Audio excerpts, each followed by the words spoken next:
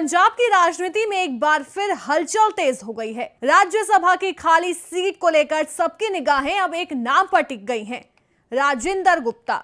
वही नाम है जिसने अपनी मेहनत से न सिर्फ बिजनेस की दुनिया में पहचान बनाई, बल्कि अब पंजाब की राजनीति में भी नई कहानी लिखने जा रहे हैं।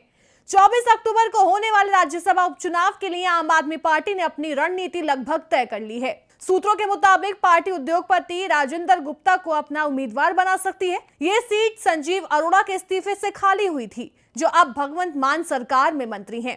और क्योंकि पंजाब विधानसभा में आम आदमी पार्टी का बहुमत भारी है, तो अगर गुप्ता को टिकट मिलता है, जीत लगभग तय मानी जा रही है। लेकिन सवाल यह है कि आखिर कौन है राजिंदर गुप्ता, जिन्होंने 30 रुपए दिहाड़ी से काम शुरू कर आज 12 करोड़ की कंपनी खड़ी कर दी है। कहानी की शुरुआत होती है पंजाब से, जहां एक छोटे से परिवार में जन्मे राजिंदर गुप्ता ने महज 9वीं क्लास के बाद पढ़ाई छोड़ दी।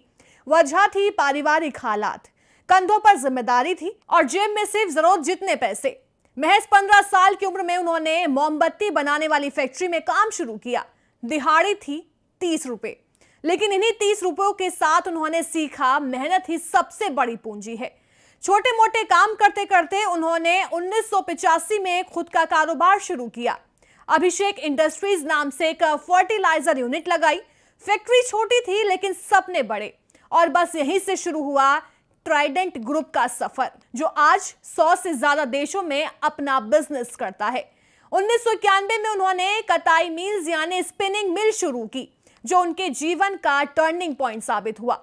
इस एक कदम ने उन्हें भारत के टेक्सटाइल और पेपर इंडस्ट्री का बड़ा नाम बना दिया। आज ट्राइडेंट ग्रुप के ग्राहक हैं वॉलमार्ट, जेपी पेनी और लग्जरी एंड लिनन जैसे अंतर्राष्ट्रीय ब्रांड्स। राजिंदर गुप्ता की कंपनी अब दुनिया के टॉप 5 टेरी टॉवल निर्माताओं में शामिल है। कभी मोमबत्ती की फैक्ट्री में दिहाड़ी करने वाला ये लड़का आज 12,000 करोड़ की संपत्ति का मालिक है।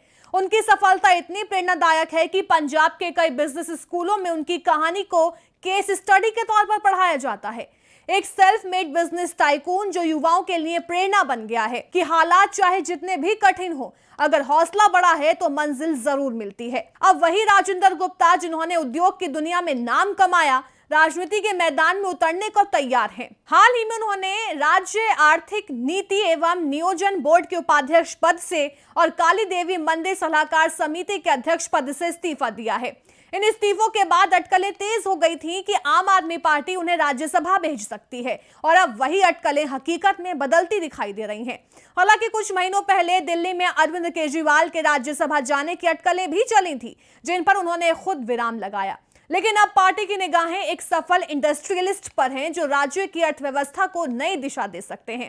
राजिंदर गुप्ता की कहानी सिर्फ एक उद्योगपति की नहीं, ये उस इंसान की कहानी है जिसने मुश्किलों से जूझकर सपनों को साकार किया।